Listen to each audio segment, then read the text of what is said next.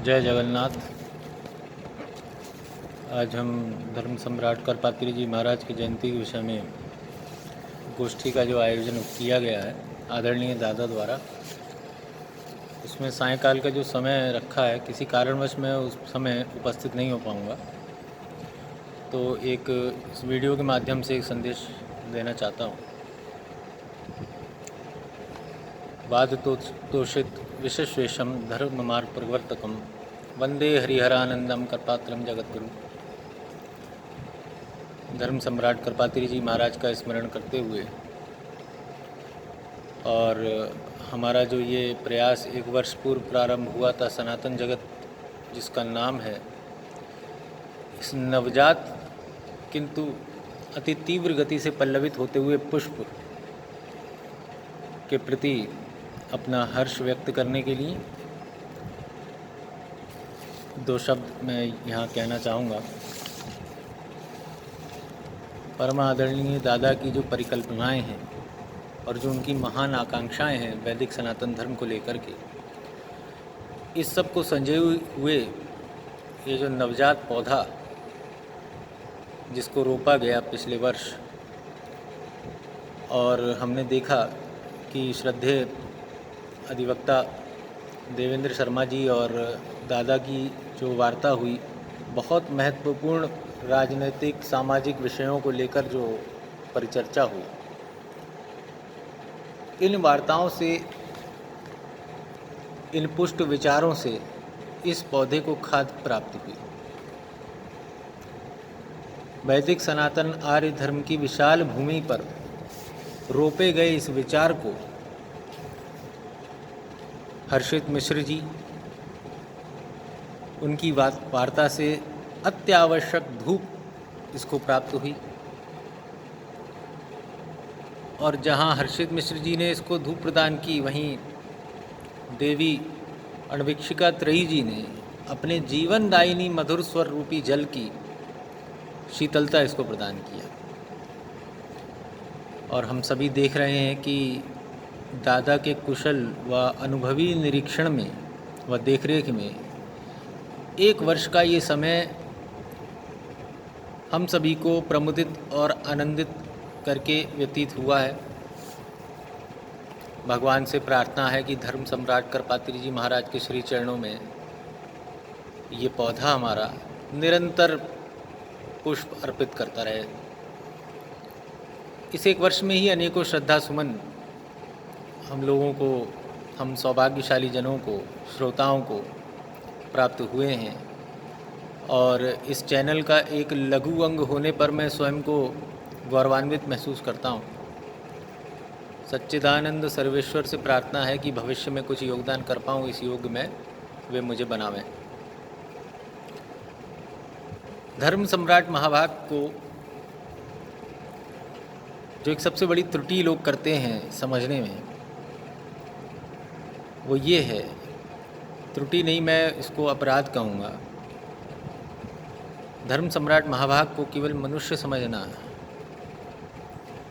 नाम अपराध के तुल्य अपराध है, ये ऐसा मेरा मानना है।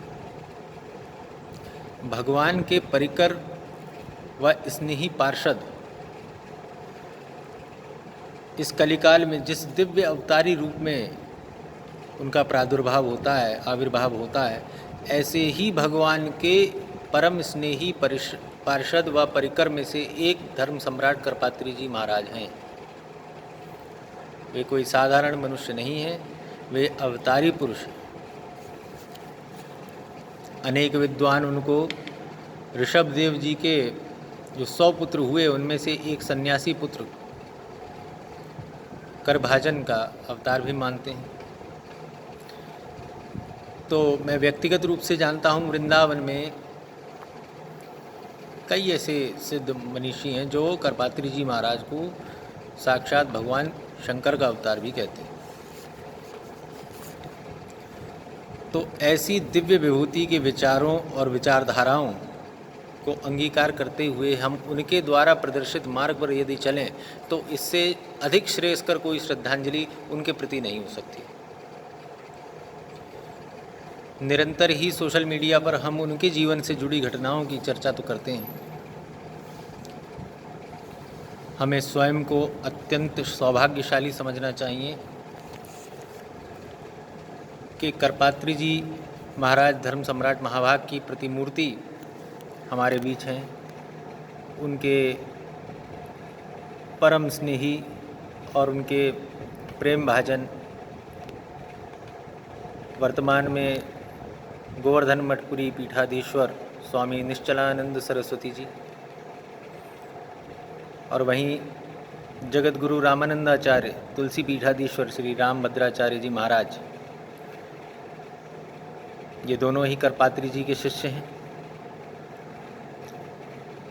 अपने पूज्य गुरुदेव पुरी पीठाधीश्वर के विषय में हम सभी लोग बहुत अवगत हैं ही, उनके हम चरणों में सदा वास करते ही हैं। उनकी प्रेरणा से ही हमारा इस जीवन का जो पथ है उसको प्रकाश प्राप्त हो रहा है और भगवान उनको दीर्घायु करे।